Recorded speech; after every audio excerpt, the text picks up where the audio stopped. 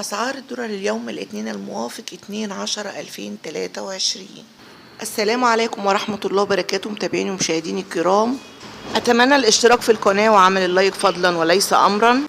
إليكم الأسعار، حيث سجل مصرف أبو ظبي الإسلامي أعلى سعر للدولار وهو 30 جنيه فاصلة 90 قرش للشراء، 30 جنيه 95 قرش للبيع. وبالنسبة لبنك مصر وبنك الأهلي وبنك التنمية الصناعية سجل أقل سعر وهو 30 جنيه فاصلة 75 قرش للشراء، 30 جنيه فاصلة 85 قرش للبيع.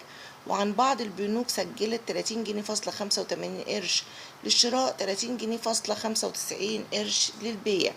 أما عن البنك الكويتي سجل 30 جنيه فاصلة 88 قرش شراء، 30 جنيه فاصلة 95 قرش للبيع. والبنك المركزي المصري سجل 30 جنيه فاصلة 84 قرش للشراء، 30 جنيه فاصلة 96 قرش للبيع. أما عن الأسعار في السوق السوداء فوصلت من 40 إلى 41 جنيه، والسعر متغير من مكان إلى مكان ومن وقت إلى آخر، ولا ننصح بالتداول عبر السوق السوداء، نحن مجرد عرض الأسعار فقط لا غير. فضلا وليس أمرا، أتمنى دعم القناة بلايك واشتراك.